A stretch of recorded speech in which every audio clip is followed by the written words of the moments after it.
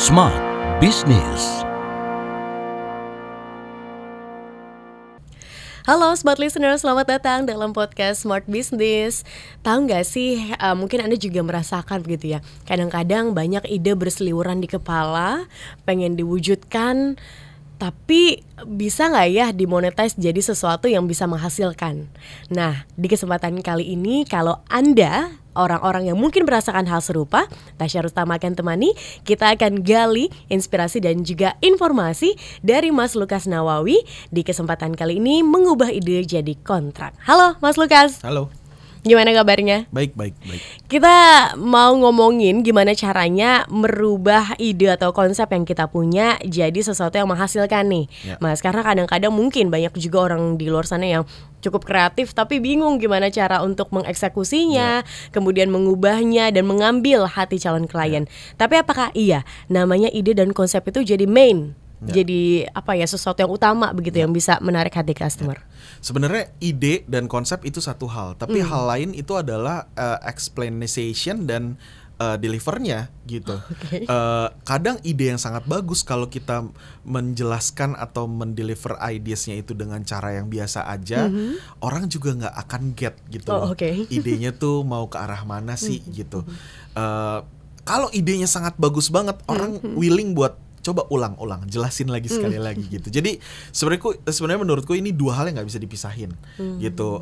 Ide bagus itu harus juga dipresentasikan, dikemas dengan cara yang bagus juga gitu. Begitu juga sebenarnya karena itu akan berimpact ketika idenya udah bagus mau di apply. Kalau ide tersebut di apply dengan cara yang delivery yang agak kurang juga, ya audiensnya nggak nangkep juga. Jadi sama aja. Gitu. Baik, berarti kemampuan untuk storytelling. Ya, itu satu hal yang cukup penting sih di era sekarang ya. Iya, benar. Tapi yang bisa dikatakan sebagai ide atau konsep yang bagus tuh seperti apa sih, Mas? Oke. Konsep yang bagus atau ide yang bagus itu satu ide yang sudah diuji. Ujinya lewat apa sih ide? Uji ide itu sederhananya di brainstorming, di FGD-kan gitu ya. Di FGD-kan sama siapa ya? Sama tim-tim gitu ya, rekan-rekan kita yang punya spesialisasi beda-beda. Mungkin kalau saya punya ide dari side business gitu ya, mungkin saya mesti punya rekan atau partner atau tim kerja gitu yang dari side kreatif misalnya, atau dari side strategi misalnya, tim strategi, tim analitik gitu misalnya, atau saya mesti punya tim yang di ranahnya dia memang amplification performance gitu ya. Jadi ketika ide ini di flooring akan ada berbagai sudut pandang yang akan quote unquote men-FGD-kan project ide ini gitu. Yang sehingga kalau ini semua dari semua angle ini solid, akhirnya ini bisa kita propose jadi ide yang kita bisa jual gitu. Kalau sebagai seorang pebisnis di konten kreatif ini kan, agensi kreatif kan tentu saja udah berpengalaman tentu Mas Lukas, tapi melihat bahwa ide ini possible nih untuk diwujudkan dengan yang tidak possible, itu seperti apa membedakannya? Sesimpel ini sih sebenarnya, ide ini menjawab kebutuhan atau hal yang dicari sama customer apa enggak gitu ya. Atau hal ini bisa menceklis gitu ya, menceklis needs-nya klien atau enggak gitu. Jangan sampai idenya ini hanya sekedar ego atau idealismenya kita sebagai pembuat ide gitu. Jadi kadang idealisme tim kreatif kan gitu ya, enggak, pokoknya ini mesti dijalanin karena ini menurut kita bagus. Iya, mungkin menurut kita bagus, tapi menurut audiens itu mungkin sesuatu yang gak relevan sama mereka. Jadi kalau mau dinilai, yang paling krusial adalah relevansi. Gitu. Berarti ide itu enggak ya, selain tadi penyampaiannya juga harus relevansi juga harus difikirkan ya. Yang sangat penting justru relevansi. Kadang ide yang bagus kalau nggak relevan sama needs audiens saat itu, atau nggak relevan sama kebutuhan yang perlu di checklist untuk dari klien gitu ya, itu idenya jadi omong kosong sih sebenarnya gitu. Jadi justru poin pentingnya di situ. Baik, dari pengalamannya Mas Lukas sendiri menjalani bisnis ini dari 2017 ya. Ini kan udah sangat-sangat berpengalaman begitu menghadapi bagaimana banyak ragam macam customer yang luar biasa begitu kan. Nah, untuk menengahi ini bagaimana cara Mas Lukas dan tim menghadapinya? Ya, mendengarkan dan mengerti sih. Oke. Kita dengerin apa sih. Jadi kebanyakan dari kesalahan kami mula-mula gitu ya. Kesalahan kami itu kami tidak mendengarkan. Jadi kami datang udah membawa sesuatu yang kita anggap ini tuh udah bagus gitu. Tapi sebenarnya yang kita lupa adalah kan ini idenya itu yang bakal beli mereka ya. Kalau misalnya mereka nggak suka atau mereka ternyata ini bukan yang mereka butuhkan, kan kita jadi effortnya jadi sia-sia kan. Artinya caranya supaya effort kita nggak sia-sia, kita harus dengerin dulu gitu, dengerin dulu idenya kebutuhannya mereka gitu, dengerin dulu mereka tuh ngejarnya atau objektif mereka tuh apa gitu. Belajar mendengarkan sih itu kuncinya. Oke, berarti itu sampai dengan prosesnya di detik ini. Iya. Mendengarkan itu jadi hal yang terus dipegang ya oleh Mas Lukas. Iya, kita selalu membiasakan ketika mau mulai project gitu ya, kita dengerin dulu briefnya apa. Jadi setelah brief dari klien pun gitu ya, ketika brief dari siapapun lah, dari pihak manapun, brief itu kita capture, kita ada satu sesi khusus pertama itu brief session namanya. Kita bedah brief. Apa yang lu denger dari sudut pandang kalian tim kreatif, kalian capture-nya apa? Kalian dari sudut pandang tim performance capture-nya apa? Tim strat capture-nya apa? Jadi semua punya point of view yang masing-masing kita dengernya apa. Lalu kita bedah briefnya sama-sama. Oke, pernah nggak sih ada kejadian misleading? Pasti Jadi antara apa yang didengar sama apa yang outputnya tuh rada beda nih. Pasti pernah sering, makanya ada brief session itu untuk kita cari benang merahnya sama-sama. Oh berarti ke arah sini ya. Kalau memang dalam meeting itu kita nggak get dari tim account-nya harus ngekontak ulang kliennya. Bener nggak ini? Mengkonfirmasi poin-poin yang kita masih rancu. Oke, menarik ya. Di sini aku nge-capture bahwa namanya perusahaan kreatif nggak mengandalkan satu orang yang kreatif tanda kutip ya.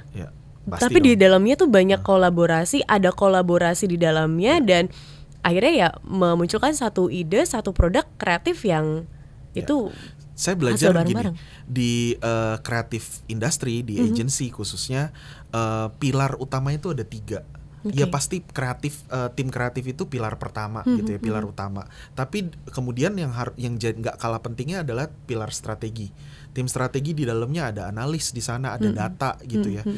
Kemudian yang tim ketiga itu yang harus jadi tandeman yang baik adalah tim bisnis.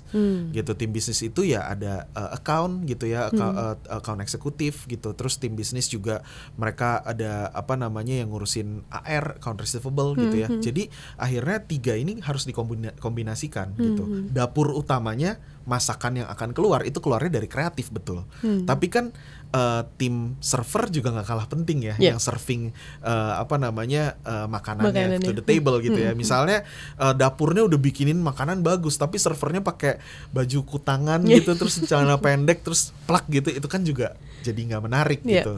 Presentasinya jadi nggak menarik. Jadi ini 3 hal yang perlu dikombinasikan untuk di dunia industri kreatif. Oke, nggak ada one man show ya, dimanapun juga nggak ada one man show, semua ada kolaborasi ya. Oke, menarik. Boleh dong Mas, mungkin sharing sama kami pengalaman, mungkin adalah customer yang cerita begitu ya pengalamannya. Oke. Sebenarnya kalau menjawab ke judul acaranya ini kan judul podcast ini kan mengubah ide menjadi kontrak ya. Sebenarnya kita membiasakan yang namanya initiative ideation sih. Kita selalu membiasakan jangan cuma menunggu brief, menunggu dan mendengarkan brief itu tadi itu one point ya, satu hal. Tapi kitanya pun harus ada timbal baliknya, which is timbal baliknya adalah inisiatif gitu. Kadang tren atau yang punya sense yang bisa ngebaca arah angin industri ini mau kemana, trennya lagi apa, itu kan kita punya tim analis strategi harusnya bergeraknya di ranah situ gitu ya.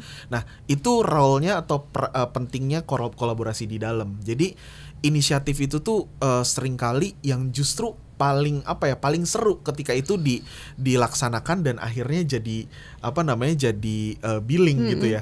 Karena kadang itu dari sudut pandangnya yang tidak dilihat sama klien, tapi menurut kita itu seru kali buat kita kejar gitu bareng-bareng. Akhirnya itu yang kayak gitu-gitu biasanya yang kejadian, yang jalan dan klien juga akan terimanya sebagai complementary karena mereka akan senang karena brandnya dipikirin gitu.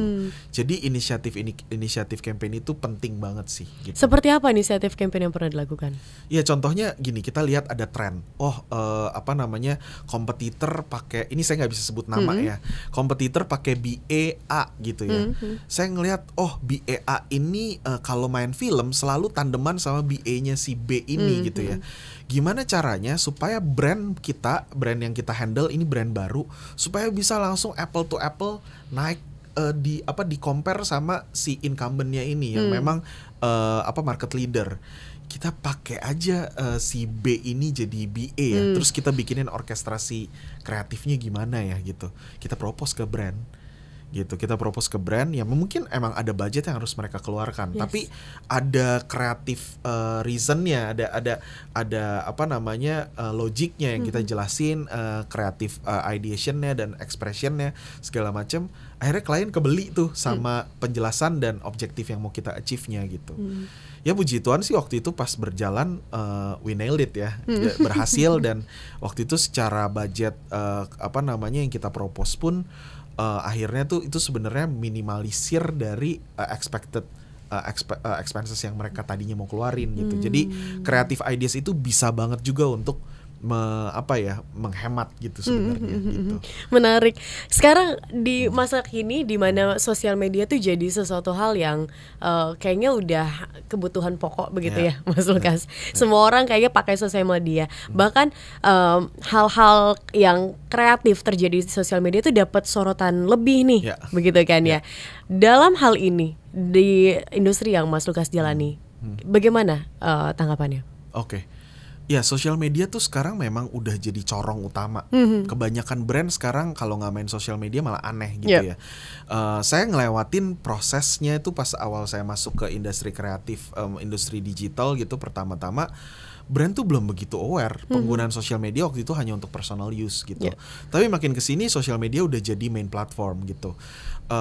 Sekarang sosial media itu bukan cuma untuk promosi menurut saya, tapi sosial media itu harus menjadi ranah atau wadah buat brand itu mempersonalize brand mereka.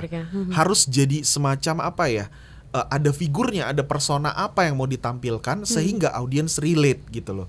Jadi sekarang sebenarnya objektif dari sosial media bukan untuk promosi, tapi untuk gimana jadi relevan sama audiensnya. Jadi itu kata kuncinya sih sebenarnya. Sekarang harus relevan gitu. Kalau nggak relevan ditonton juga nggak cocok ya skip aja begitu kan ya kadang-kadang ya. Iya karena sekarang orang udah pinter. Misalnya kita sebagai brand mau promosi jatuhnya gitu ya, kita promosiin pakailah produk kita bla bla bla bla bla gitu ya misalnya, ya orang akan skip. Dengan semudah itu dia akan skip, jadi nggak ketonton. Buat apa kita bikin produksi konten yang gede-gede, mahal biayanya, tapi ujung-ujungnya orang nggak nonton. Gitu Oke, itu dia bagaimana yang dilakukan Mas Lukas dan tim begitu ya, yang akhirnya bisa mengubah ide konsep awal jadi sebuah kontrak, dimana dilakukan juga nggak one man show. Tadi Mas Lukas bilang bahwa ada kolaborasi di dalamnya, dan semoga ini bisa menjadi jawaban atas pertanyaan Anda di kesempatan podcast Smart Business kali ini. Dan harus kita tutup Mas Lukas. Akhir kata, saya Tasya Rustama dan Lukas Nawawi. Kami pamit undur diri. Terima kasih. Sampai jumpa. Thank you. Smart Business. Lead you better.